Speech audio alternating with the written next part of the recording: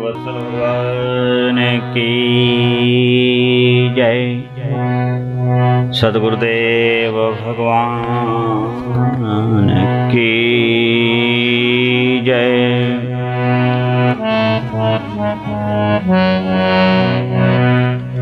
द्वारिकाधीश की जय।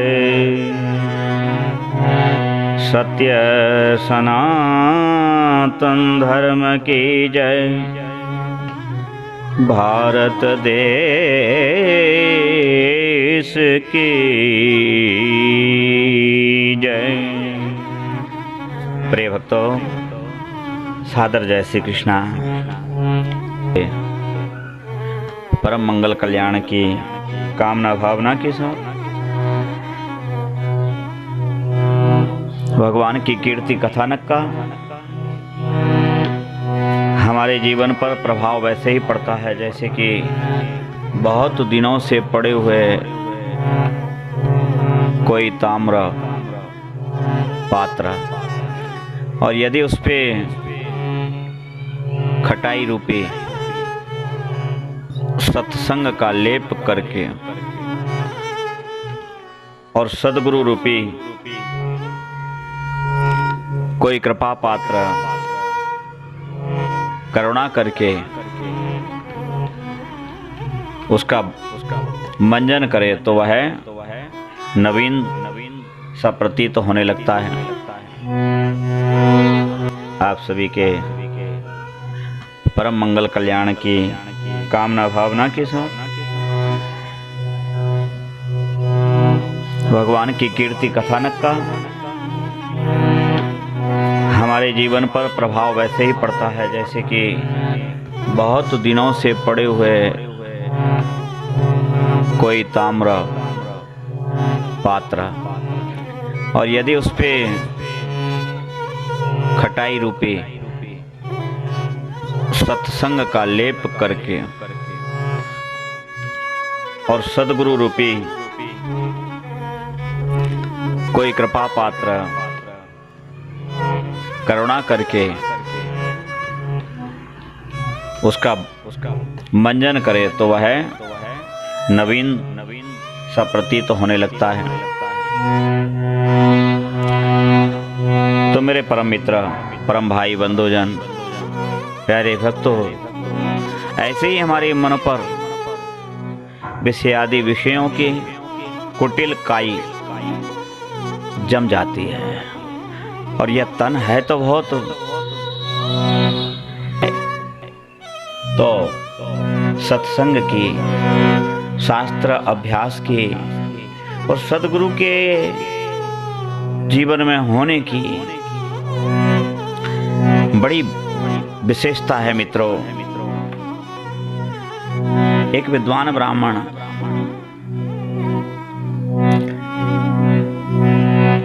एक नगर में रहते थे और उनके एक पुत्र थे।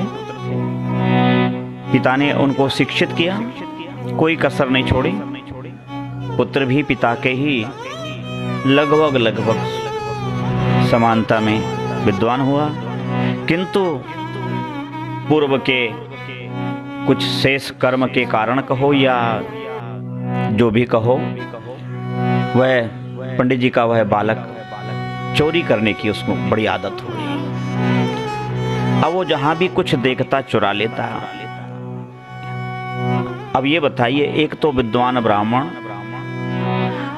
स्वयं उसके पिता अति विद्वान, और ऊपर से इस तरह का कार्य करने से उनके मान की बड़ी हानि होती है।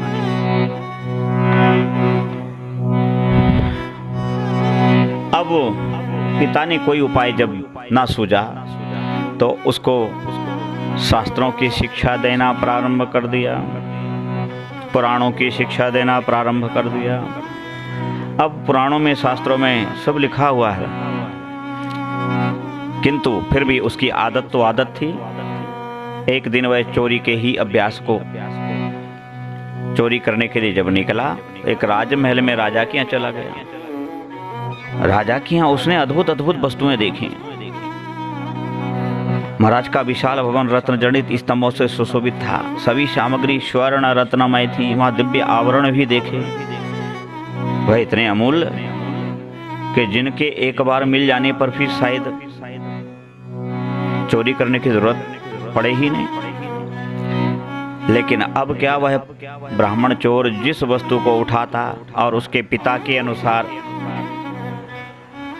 उसको उसमें शास्त्र का अनुमति, शास्त्र का आदेश दिख जाता, उसे दोष देखने लगता, सोना चुराता तो सोने को हाथ लगाते ही उसको वह शास्त्रों की बात याद आती कि रौरव नरक जो स्वर्ण चुराता है उसको मिलता है। रत्न चोरी करे तो कालसूत्र मिलेगा, चांदी में भी दोष है। अब उसने सोचा कि कीमती वस्त्र ही ले लो। जब वस्त्र उठाया तो पुनः उसको शास्त्र बात याद आई, पिता के द्वारा पढ़ाई हुई कि इससे नरकवास होता है। तो उसने कहा अब काम करते हैं, कुछ नहीं तो धान की चोरी कर लेते हैं। इस प्रकार उसको शास्त्र की आज्ञाएं आती गईं कि इसमें भी दोष है, इसमें भी पाप है। धर्मशास्त्र पढ़ने से उसको बड़ा ज्ञान मिला। अब वह बालक ये देखता हुआ कि मैं क्या ले जाऊं, राजा की सैया के पास पहुंचा। देखा दिव्य भव्य महल में बड़े ही पर्यंक पे राजा विश्राम कर रहा था। राजा भी विद्वान था। वह सोने से पहले कोई ना कोई एक श्लोक अपने सिरहाने बोर्ड पट जो लगा था उस पर कुछ लिखता था। ब्राह्मण को, उस बालक को जो चोरी के दृष्टि से गया था, उसको बड़ी उत्सुकता हुई कि देखूं क्या लिखा है इसमें। तो उसने क्या लिखा है वहां पे, 4 पद का एक श्लोक होता है, 3 पद लिखे उसने और उसको नींद आ गई तो वह सो गया। ब्राह्मण बालक जो चोर था उसने देखा कि क्या लिखा है, अहम नृपम, उसने लिखा कि मैं राजा हूं, अनुशासनम प्रजायाम। पहला चरण क्या है, पहले चरण में लिखा है कि मैं राजा हूं और प्रजा पर मेरा शासन है, मैं प्रजा पर शासन करता हूं। अगले पद में लिखा बृहत मम राज्यम, मेरा राज्य भी बहुत बड़ा है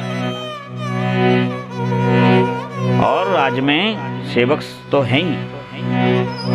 हस्ते रथम अश्व, हाथी हैं, रथ हैं, घोड़े हैं। हस्ते रथम अश्वरत्नम, अश्व हैं, रत्न है। लेकिन चौथा चरण गायब था। अब वो तो विद्वान था ब्राह्मण बालक, उसने तुरंत वहां से लेखन की वस्तु उठाई और उस पर लिख दिया सम्मीलने रैया नैनयोर नहीं किंच दस्ते।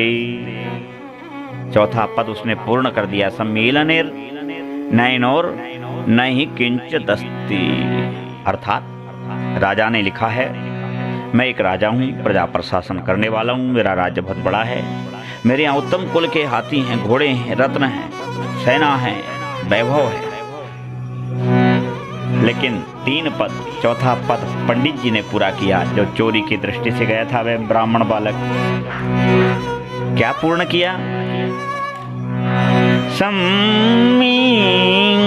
निर्णय और नहीं किंचिदस्ति। अरे राजा तुम्हारे पास सब कुछ है, किंतु देखो अभी मैं तुम्हारे सिरहाने खड़ा हूं, मैं तुम्हारा अभी सिर भी काट सकता हूं क्योंकि तुम नींद में हो। तुम इस समय घोर प्रगाढ़ निद्रा में हो और निद्रा में रहने से तुम्हें कोई बोध नहीं है। इसमें से एक भी वस्तु तुम उठा के उपयोग नहीं कर सकते हो अभी नींद में स्वयं से। ठीक इसी प्रकार जब मृत्यु हो जाती है तब भी ये सारा वैभव व्यर्थ हो जाता है और यहाँ का यहाँ ही रखा रह जाएगा।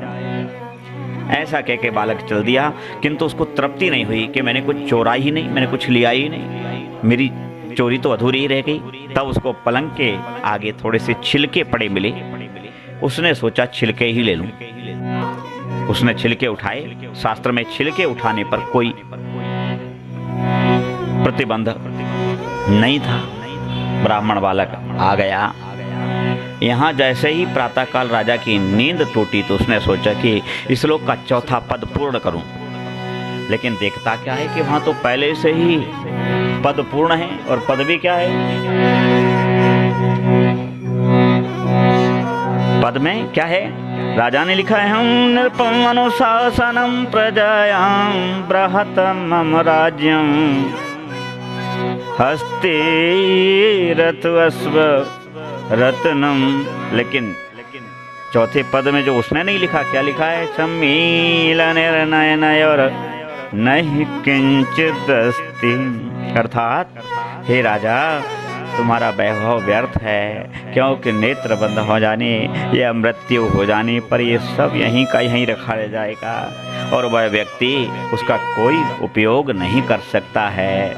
अर्थात अब तो राजा ने जान लिया कि कोई ना कोई तो आया था। उसने तुरंत सभासदों को बुलाया सभा में, कहा कि मेरे भवन में कौन आया था।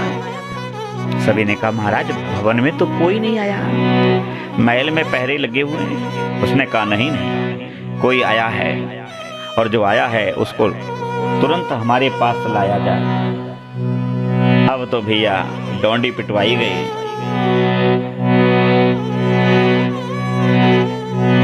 और डोंडी पिटवा करके कहा गया कि जिस किसी सज्जन ने महाराज के महल में रात्रि में श्लोक का चौथा पद लिखा है वो आ जाए। ब्राह्मण बालक गया और उसने सब कुछ सत्य सत्य बता दिया कि महाराज मैं चोरी के लिए आपके महल में गया था, किंतु जब जब मैं चोरी करने लगा तब तब मेरे को शास्त्र आज्ञा बाधा बन के खड़ी हो गई और मैं चोरी नहीं कर पाया। तब मैंने आपके सिरहाने में देखा, क्या देखा कि आपके यहाँ 3 पद लिखे हुए हैं सिरहाने और चौथा पद। संभवतः आपको निद्रा आ गई होगी और आप प्रगाढ़ निद्रा के आगोश में चले गए तो आप लिख नहीं पाए। तो वह चरण मैंने ही पूर्ण किया था महाराज। राजा उसकी विद्वता से इतना प्रभावित हुआ कि उसको महाराज पुरोहित नियुक्त कर दिया। तो ये सत्संग का प्रभाव है प्रिय मित्रों। दुर्गति में भी भगवान की कृपा, शास्त्रों का साथ, संतों की संगति सदगति का जहाज बन करके हमारे जीवन को